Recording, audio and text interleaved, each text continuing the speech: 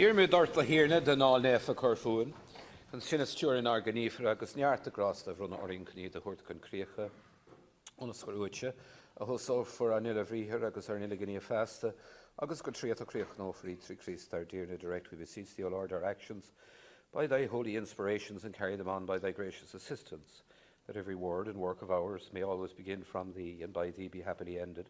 Through Christ our Lord. Amen.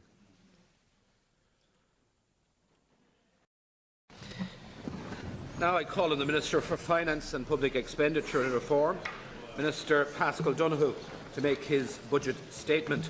Minister, you have 1 hour.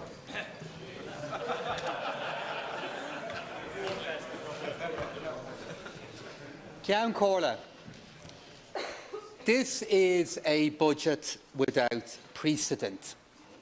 In bringing it to this House, we seek to manage risk for our nation while aiming to make progress on so much. From the health of our national finances, to the quality of our public services, and to the great challenge of climate change. But these are also times without precedent. And as we respond, we do so with the resources of a well-run economy and the purpose and certainty of good government and responsible politics. This is a budget that has been developed in the shadow of Brexit. And the context for Brexit has now shifted to no deal as our central assumption. This does not mean that no deal is inevitable, but equally we stand ready if it does happen.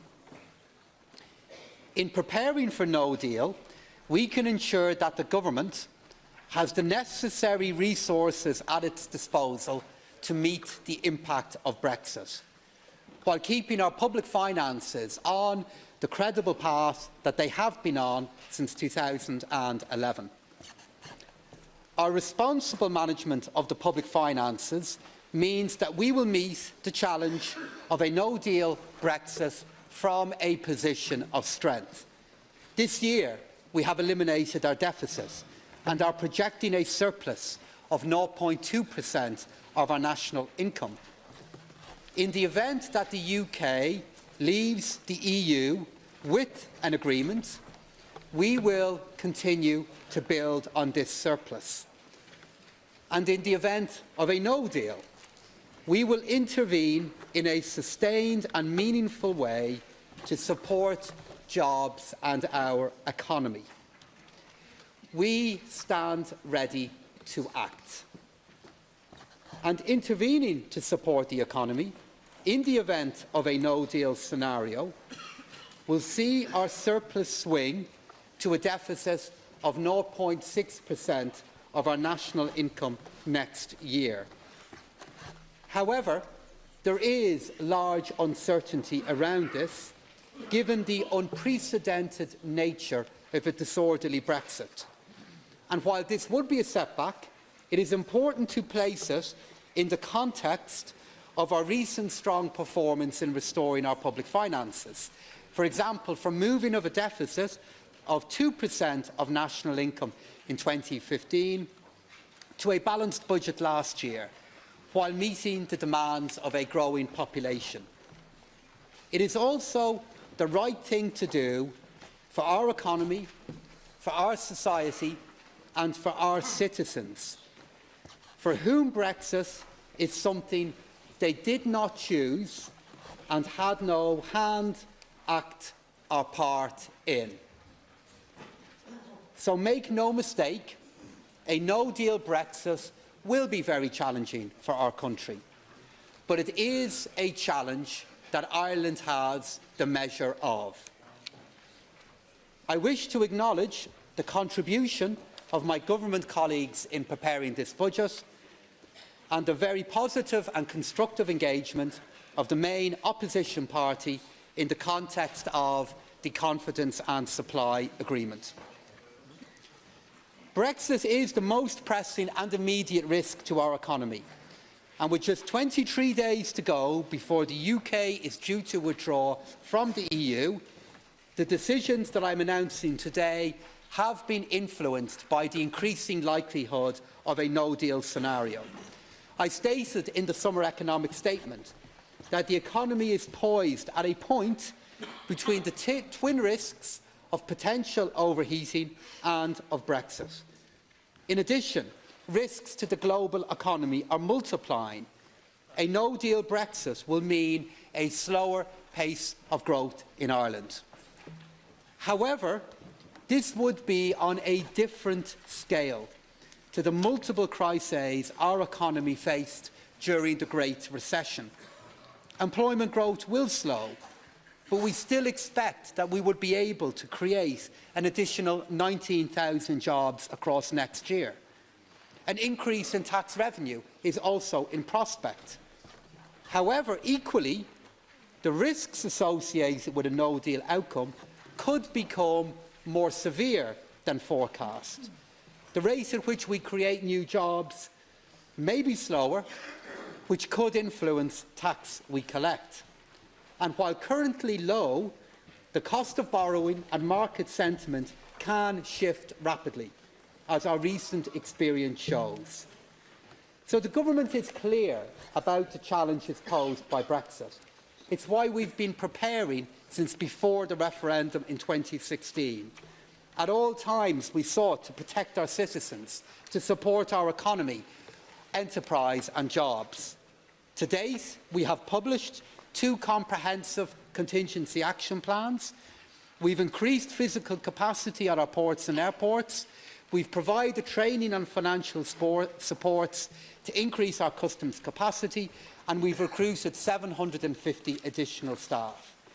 In addition, we've made up to €600 million available through the Future Growth Loan Scheme and Brexit Loan Scheme. So this is already helping our businesses to mitigate the risk of Brexit. However, our central economic scenario is for a no-deal Brexit. This means we must increase again the level and range of supports to ensure that our economy is protected. And this is why I am today announcing a package of over €1.2 billion, excluding EU funding, to respond to Brexit. This package is in 2 parts. In the first part, I am making approximately €200 million in Brexit expenditure available next year. I'm allocating this across a number of departments and agencies to increase our staffing, to upgrade our ports and airports, and to invest in the technology and facilities management that we will need. This is to ensure that we're ready for Brexit, whatever form it takes. However, if a no-deal happens, we will intervene to further protect our economy. This intervention will be based on the following principles. This funding is available to manage a no-deal Brexit. It will be borrowed money. If we do not need it, we will not borrow it. If a no-deal does not happen, it will not be borrowed for other purposes. A no-deal is unpredictable. Different sectors could be impacted in different ways. So, Ceann Comhairle, our response will demand flexibility and responsiveness. In the event of a no-deal, €650 million will be made available to support the agriculture, enterprise and tourism sectors and to assist the most affected citizens and regions. Of this, €220 million will be deployed immediately in the event of a no-deal. From this, €110 million for enterprises have been identified for the first wave of funding for targeted new interventions to help vulnerable but viable firms adjust to a no-deal Brexit. These interventions will support firms of all sizes at all levels of difficulty, with a particular focus on sectors most exposed, including food, manufacturing and internationally traded services. Support will be by way of grants, of loans, of equity. It will include a €45 million transition fund, a €42 million rescue and restructuring fund, an €8 million fund for food and non-food businesses, extra funding for Microfinance Ireland, €5 million for the local enterprise offices emergency Brexit funding, and additional funding for Intertrade Ireland and for our regulatory bodies. €110 million will be provided through the Department of Agriculture, Food and Marine in the event of a no-deal Brexit. The provision of immediate supports for our beef sector will be our first priority, as will support for our fishing fleet. We also want to support food companies to reorientate towards new products and markets. So to do this, €85 million will be provided for beef farmers, €14 million for fisheries, €6 million for livestock and the mushroom sector, €5 million for the food and drinks processing industry. And in addition to this, €40 million of funding for the tourism sector will be provided from this contingency fund. The funding will focus on regions most affected by a no-deal Brexit, how we would further advertise in the British market, dedicated promotion in other key tourism markets, encouraging direct access into our regional airports and ports from overseas markets, and domestically for Fáilte Ireland to support tourism enterprises through the Brexit Response Programme. The sequencing and the deployment of the balance of the €390 million of Brexit contingency funding will be determined closer to the time. This funding will assist our farms, our businesses and our citizens should no deal happen. And alongside this, €365 million will also be provided for extra social protection expenditure to support those at risk of losing their jobs or who have lost them, with a further €45 million being made available to assist people to transition to new work. I believe these supports will be sufficient, but if required, the Government stands ready to do more. If the economic impact of a no deal is more severe than forecast, I am prepared to use resources that would otherwise have been dedicated to the rainy day fund. The rationale for this fund is to accumulate funding that can be deployed in the event of an adverse shock to our economy. And given the small size and openness of our economy, the use of this type of funding is an important way to protect our economy in challenging times. My original intention was to transfer €500 million to this fund from the Exchequer this year, with an additional €1.5 billion being transferred from the Ireland Strategic Investment Fund.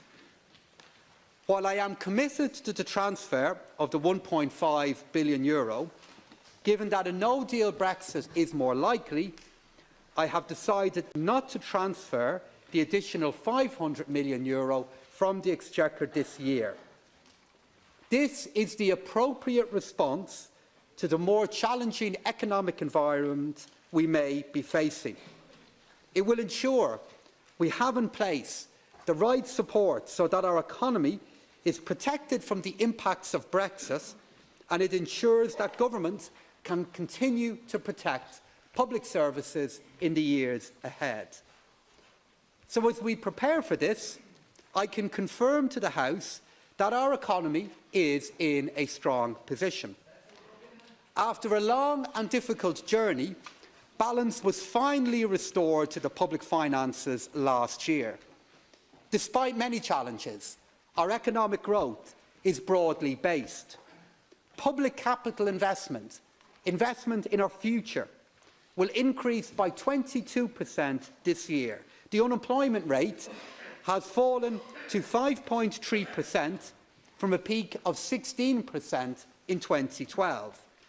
Tax revenues are largely in line with forecasts for this year, with €40.7 billion collected to the end of September, an annual increase of 8.7%. We expect to meet our revised target of €58.6 billion by the end of this year. The Department of Finance, with the endorsement of the Irish Fiscal Advisory Council, is forecasting gross domestic product growth of 5.5% from the year, up from 3.9% in our update earlier in the year. The economy is forecast to grow by 0.7% next year. IFAC has also pointed out the uncertainty around this, given the unprecedented nature of a disorderly Brexit, and I share this assessment. The same is true for the forecast of the budgetary position for next year. My department is forecasting a deficit of 0.6%, but in reality there is a wide margin around this, given the unprecedented nature of this event. Furthermore, it doesn't take into account any expenditure from the rainy day fund. It is imperative to boost the resilience of the Irish economy in order to minimise, insofar as is possible, any future disruption. And this budget is designed to protect recent progress in our economy. It will act as a bridge to a better future for our country. And crucial to this will be how we manage our public spending. Since 2011, we've diversified our economy. It's now more balanced. In the run-up to the crisis, nearly 11% of jobs in the Irish economy were in construction. Today, that figure is just above 6. When it comes to the public finances, the contrast is stark. At the peak of the last economic cycle, day-to-day spending had grown by 57%, an average increase of 11% each year. By contrast, between 2015 and 2019, as we emerged from the bailout period, and with significant pent-up pressures in our society and our economy, day-to-day spending has grown by a more modest 19%, which is on average an annual growth rate in the region of 4%. And as such, we're entering a time of change with this strength, and I'm confident that we are more than capable of meeting challenges ahead. Today's budget, therefore, has two strands to it. The first strand, much of which I have dealt with, deals with the extra steps we are now taking to face up to the very real risk of a no-deal Brexit. The second will ensure that we can improve our public services, that we can help our most vulnerable citizens. The sustainable funding and the effective delivery of our public services is the touchstone for good government. So it is an important principle that when a government sets out its plans for a future budget, people should have confidence that the government will indeed deliver a budget of this scale, not more and certainly not less. And as Minister for Finance and Public Expenditure and Reform, I take this responsibility very seriously. This is what we have endeavoured to do. And in the past, it has proven difficult to deliver a budget in October which lines up closely and exactly with the government's plans for the first half of the year. And in part, this was due to cost pressures that have arisen, especially in the health sector. So these overruns had to be dealt with on top of the planned budgetary package. And as IFAC have stated, this is not a satisfactory way to manage the budgetary process from year to year. I accept that. So this year marks a turning point in responding to these issues. In total, the supplementary estimates that I am providing for this year are less than half of last year. Yes, they're still high, but a significant reduction has occurred. My colleague, the Minister for Health, and the new leadership team in the HSE have succeeded in containing the additional cost pressures in the health sector to less than half of the level of last year. The new HSE Governance Board can now prepare a 2020 National Service Plan with improved health services for our citizens and without carrying over a large financial overhang from this year. In other words, we'll see a transition to a new and more stable model of governance within the health sector. In the summer economic statement, I stated that €2.8 billion of additional resources were available for 2020. Of this, €2.1 billion had been pre-committed, leaving €700 million to be allocated. To enhance the resources available for allocation in the budget, I am implementing targeted tax changes to the net value of around €300 million. This is paying for additional expenditure. It brings the total net budget package to just over €2.9 billion. This package incorporates fully the extra expenditure pressures that will be carried over from 2019. Current spending will increase by 3.5% compared to what we expect to spend by the end of this year. I believe this is appropriate at this point in the economic cycle. It's different. We're looking to take on board concerns that have been offered. This approach balances stability, a very precious commodity in these uncertain times, with the need to protect and enhance the public services that our citizens depend upon. The detail of these increases and what they mean for our public services are set out in the expenditure report. Total voted expenditure in 2020 will be €70 billion. This will allow the government to fund new capital projects, to respond to change in our society, and to provide targeted improvements in public services. But while Brexit represents our most immediate economic risk, climate change is without doubt our defining challenge. We need to prove that we can grow the economy while reducing our environmental impact. For the first time, we now have a plan that sets out a pathway towards achieving our 2030 climate and energy targets. The Climate Action Plan will be supported by the climate-related National Development Plan, an investment of €8.1 billion and a further €13.7 billion of investment by our state companies. But this investment by itself will not solve our climate challenge. Bold and new decisions are needed on our investment priorities, but also on taxation and regulation. Carbon pricing is part of this. There is cross-party support, or nearly cross-party support, to increase the price of carbon from €20 to €80 per tonne by 2030. This would raise an additional €6 billion that could be invested in decarbonising our economy, while also protecting the most vulnerable from the increases in living costs associated with the carbon change. I know this will not be easy for everyone.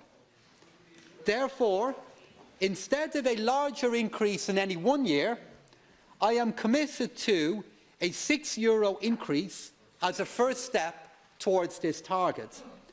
And it is this government's intention and my ambition to increase this steadily to meet the 2030 target. This increase will apply from midnight tonight to auto fuels, but its application to other fuels will be delayed until May 2020, until after the winter heating season. This measure will raise €90 million in 2020, all of which will be ring-fenced to fund new climate action measures, which will protect the most vulnerable in our society, change how we travel, deliver new environmental schemes in Irish food and agriculture, and invest in our low-carbon future. We know that climate disruption is already impacting our country.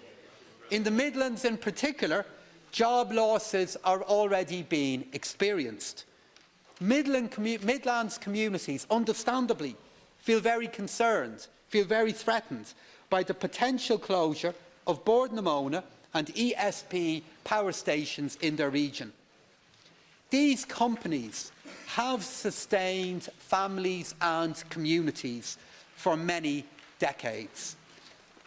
While it is accepted that there is a need for change, it is the government's duty to ensure that no one group of citizens, of workers, of communities or enterprises is left behind by this disruption. And our Midlands will be the first region facing this change. So this is why I am using a portion of the carbon tax revenues next year to fund a package targeted at the Midlands. The government will now work with local communities on the best use of this funding. €20 million will be dedicated to the creation of a new energy efficiency scheme targeted initially at the social housing stock in the region. This aims to create new, sustainable employment in the region. I am providing a further €5 million for peatland rehabilitation.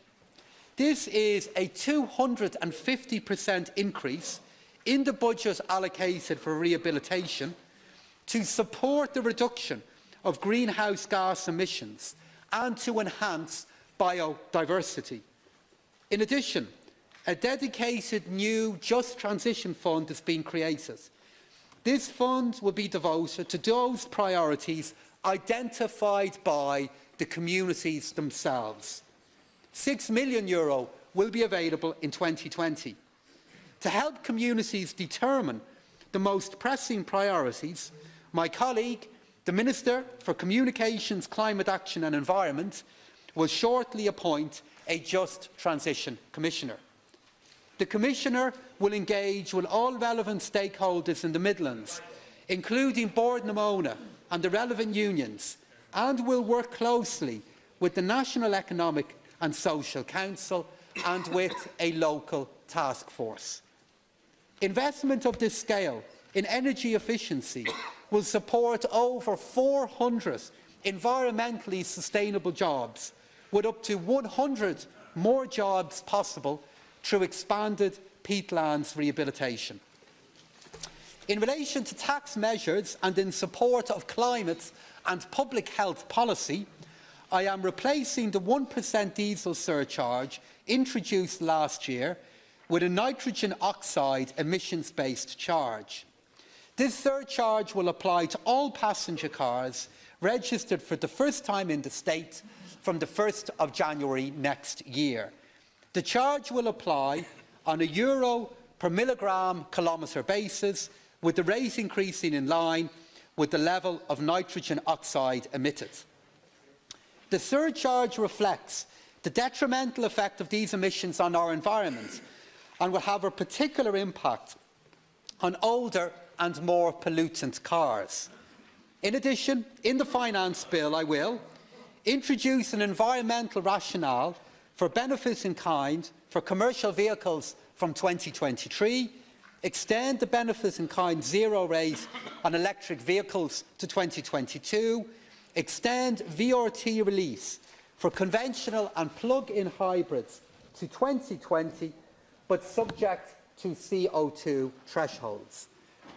I will reduce qualifying CO2 thresholds for reliefs in respect of capital allowances and VAT reclaim on commercial vehicles and I will provide additional relief through the diesel rebate scheme to hauliers to compensate that sector at a time of risk for them and us for the increased cost of fuel. Furthermore, in line with the recommendations in the Climate Action Plan, I am equalising electricity tax rates for business and non-business. These are the necessary and, I acknowledge, challenging changes to support our transition to a low-carbon economy. This is important across all sectors, but including for our businesses. And this is because more people are employed in our country today than ever before. And this reflects the vital contribution that businesses, small and big, make to our economy. Our goal in government is to support businesses to compete both at home and abroad. This is even more important with Brexit approaching. Future Jobs Ireland, along with our projects, Project Ireland 2040, Global Ireland 2025 and the Climate Action Plan, represent an integrated approach to prepare for the opportunities and for the challenges of the future. The government is backing businesses by allocating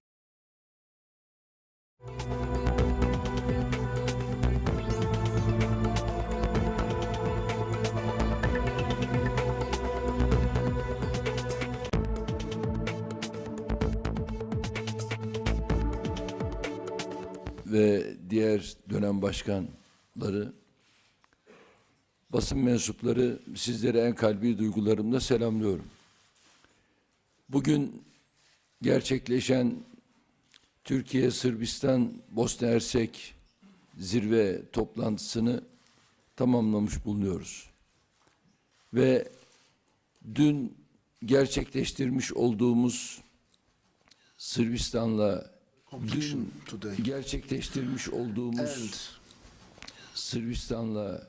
Türkiye arasındaki ilişkilere yönelik verimli toplantılardan sonra bugünkü bu üçlü zirvenin euro in support for businesses.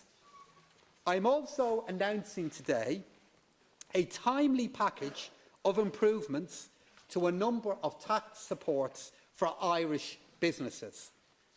I am providing for the Key Employee Engagement Programme, or KEEP, to apply to company group structures as well as allowing for greater flexibility for employees to move within these structures.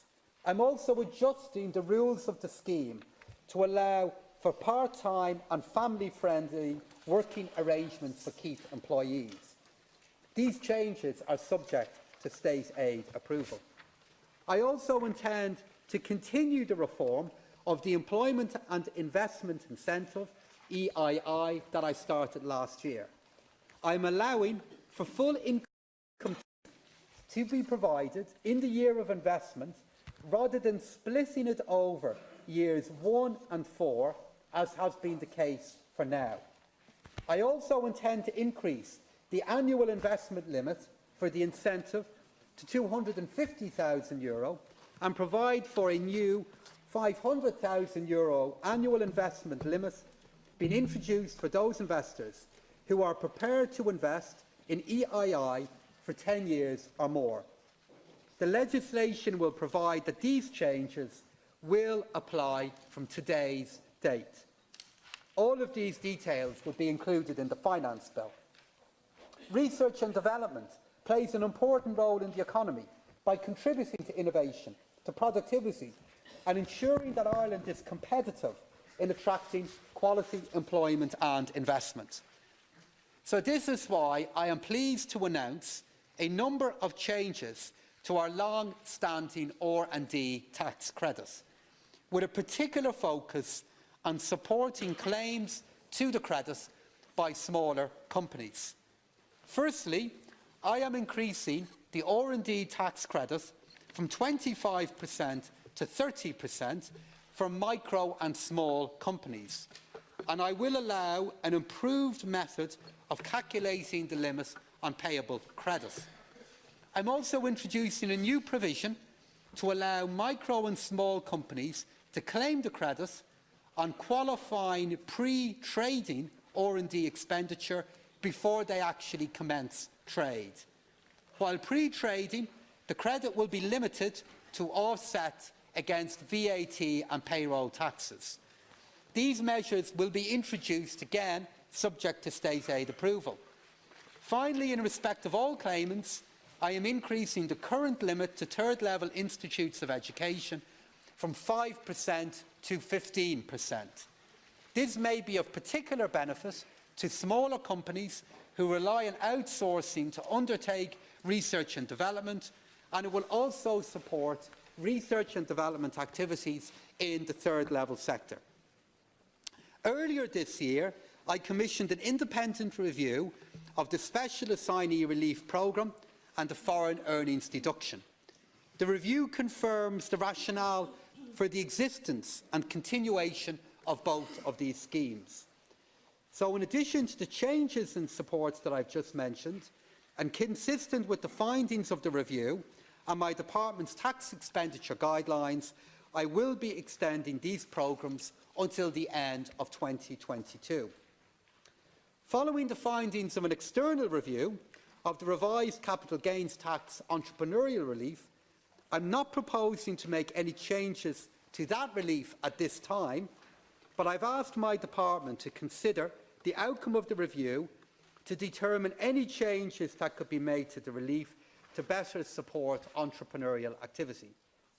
In order to allow larger microbreweries to expand, particularly with regard to their export sales, I am increasing the qualifying production threshold from 40,000 hectolitres to 50,000 hectolitres. I am retaining the cap of 30,000 hectolitres as the volume of relief upon which claims can be made. In recognition of the difficulties experienced by small independent bookmakers, I am introducing a relief from the betting duty and betting intermediary duty of up to a limit of €50,000 per calendar year. Again, this is subject to the conditions laid down in state aid regulations. Another key area we must secure for the future is our rural economy, which supports thousands of jobs in increasingly diverse areas. And as such, and subject to state aid approval, I am extending the farm restructuring relief introduced in Budget 2013 to the end of 2022 with no change to the conditions of the relief. Agriculture and rural development are cornerstones of our economy. They support so many thousands of jobs. However, the challenges facing our rural economy, such as Brexit, changes in the global economy and climate change, will require change over time. And this is why the Government is investing nearly €2 billion in rural Ireland in 2020. This includes an additional €51 million for the Department of Agriculture, Food and Marine and €17 million for the Department of Rural and Community Development. Within this, I am allocating €3 million in order to pilot new agri-environmental schemes in 2020. These schemes will help to reduce emissions from within the sector, while improving biodiversity and water quality and supporting farm incomes. And conscious of the particular impact that a no-deal Brexit will have